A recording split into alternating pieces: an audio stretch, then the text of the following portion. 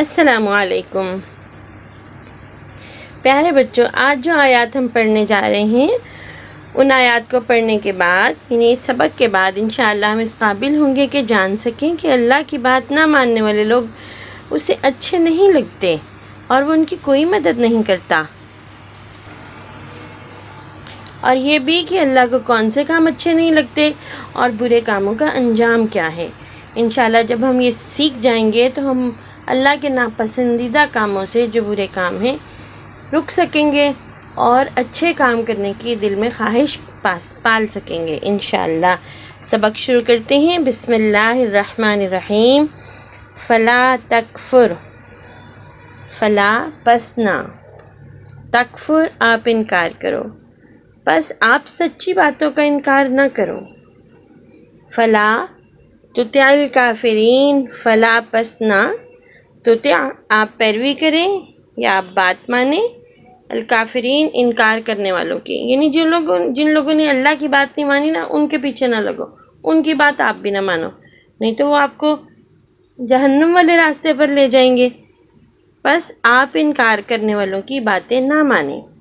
فکفروا فاخذہم اللہ، فکفروا پھر انہوں نے انکار کیا، فاخذہم پس پکڑ لیا انہیں اللہ نے، اور جب روکنے کے باوجود انہوں نے اللہ کی باتوں کا انکار کیا تو اللہ نے انہیں پکڑ لیا۔ اللہ تعالیٰ نے بچوں ہمیں یہ بتایا ہے کہ سیدھا راستہ کون سا ہے۔ یہ بات ہمیں قرآن بتاتا ہے کہ سیدھا راستہ کون سا ہے، اور شیطان اسے سیدھے راستے سے ہٹانے کی کوشش کرتا ہے۔ جب بھی وہ نیکی کا ارادہ کرتا ہے شیطان اسے دوسرے راستے کی طرف لے جانا چاہتا ہے۔ تو اسی لیے اللہ تعالیٰ نے ہمیں سورہ فاتحہ میں یہ دعا سکھائی، اللہم اہدنا الصراط المستقیم، کہ اللہ مجھے سیدھے راستے پر چلنے والا بنا دے۔ تو دو راستوں میں سے جو راستہ جنت کی طرف جاتا ہے نا، اللہ اس راستے کی طرف بلاتا ہے اور یہ کہتا ہے کہ اس راستے پر چلنے کے لیے میری ساری باتیں مان لو، اور شیطان ہمارے دل میں ڈالتا ہے کہ اللہ کی بات نہ مانو، اپنے دل کی بات مانو۔ وہ اپنی بات کو ہمارے دل کی بات بنا کے ہمارے دل میں خیال ڈالتا ہے، لیکن اس کے اندر یہ طاقت نہیں ہے کہ وہ ہمیں برے راستے پر چلا دے، وہ صرف خیال ڈال سکتا ہے۔ سیدھے راستے پر چلنے کی توفیق اور طاقت اللہ تعالیٰ عطا کرتے ہیں۔ تو ہم نے ساتھ ساتھ اللہ سے دعا کرنی ہے کہ وہ ہمیں انکار کرنے والوں اور بات نہ ماننے والوں میں شامل نہ کرے، بلکہ سیدھے راستے پر چلنے والوں میں شامل کرے۔ للکافرین سلاسلا و اغلالا، للکافرین سلاسلا و اغلالا، انکار کرنے والوں کے لیے زنجیریں ہیں اور بیڑیاں ہیں۔ اللہ تعالیٰ کہتے ہیں کہ یاد رہے انکار کرنے والوں کے لیے لوہے کی زنجیریں اور بیڑیاں ہوں گی۔ اللہ فرشتے ان کو، نافرمانوں کو آخرت میں قیامت والے دن اس میں جکڑ دیں گے۔ اقبل کافرین النار، کافرین النار، اقبل کافرین النار، عقبہ انجام، انکار کرنے، کافرین انکار کرنے والوں کے لیے، النار آگ کا، اللہ کا انکار کرنے والوں کے لیے انجام آگ ہے۔ للکافرین من عذاب شدید، للکافرین انکار کرنے والوں کے لیے من سے، عذاب شدید ہولناک عذاب، انکار کرنے والوں کے لیے ایک انتہائی ہولناک عذاب یا سزا ہوگی۔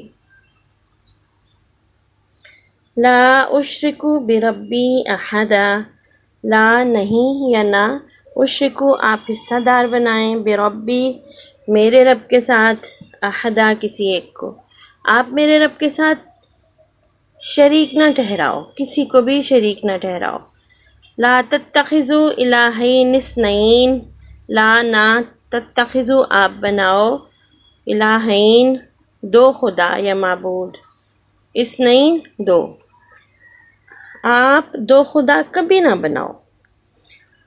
لا تکونوا من المشرکین، لا نہیں، تکونوا آپ ہو جاؤ، من المشرکین حصہ دار ٹھہرانے والے، آپ اللہ کے ساتھ حصہ دار ٹھہرانے والے نہ بن جاؤ۔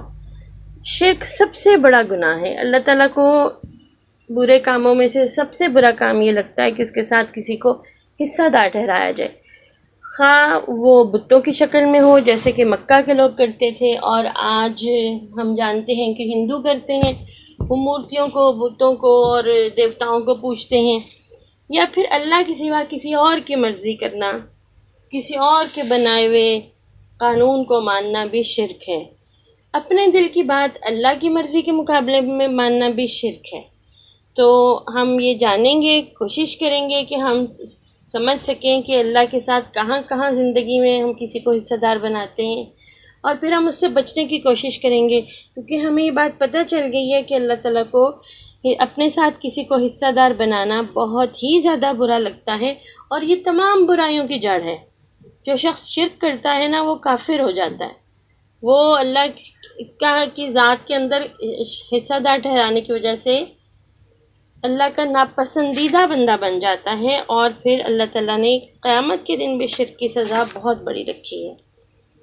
اللہ تعالو علی اللہ، یہ کہ نہ تعالو آپ سرکشی کرو، علی پر اللہ کے، علی مقابلے پر بھی اس کا مطلب ہو سکتا ہے، یہ کہ آپ اللہ کے مقابلے میں سرکشی نہ کرو، لا تطغوا فیہ، لا نہ آپ حد سے بڑھو، فیہ اس میں آپ اللہ کی مقرر کردہ حد سے باہر نہ نکلو،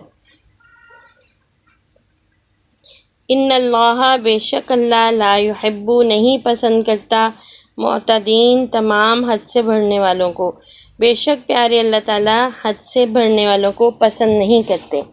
اللہ تعالیٰ نے جو ڈسپلن بنایا نا اس ڈسپلن کو حدود اللہ کہتے ہیں، اللہ کی بنائی ہوئی حد، آپ کون سا کام کر سکتے ہیں کون سا نہیں کر سکتے اور کہاں تک کر سکتے ہیں۔ تو جو حدود اللہ ہے نا اللہ کی لمٹس ہیں، ڈسپلنز ہیں، اللہ تعالیٰ نے بتا دیا کہ آپ یہ کام یہاں تک اس طرح کر سکتے ہیں، اس کے بعد نہیں کر سکتے۔ تو اللہ کی بنائی ہوئی حد کو کراس کرنا، اللہ کے بنائے ہوئے ڈسپلن کو توڑنا اللہ کو ناپسند ہے۔ تو ہم کوشش کریں کہ جو ڈسپلن اللہ تعالیٰ نے ہمیں دیا ہے ہم اس کو مکمل فالو کریں، اس کی پوری طرح پابندی کریں تاکہ اللہ تعالیٰ کو راضی کر سکیں، ٹھیک ہے نا؟ انشاءاللہ ہم قرآن پاک کی ان آیات کو اسی لیے تو سیکھ رہے ہیں کہ ہم ان پہ عمل کریں اور ان کا پیغام آگے پہنچائیں۔ اللہ تعالیٰ ہمیں شوق سے قرآن سیکھنے والا، اس پر عمل کرنے والا اور اسے آگے پہنچانے والا بنا دے۔ انشاءاللہ پھر ملتے ہیں اگلے سبق کے ساتھ۔ السلام علیکم ورحمۃ اللہ۔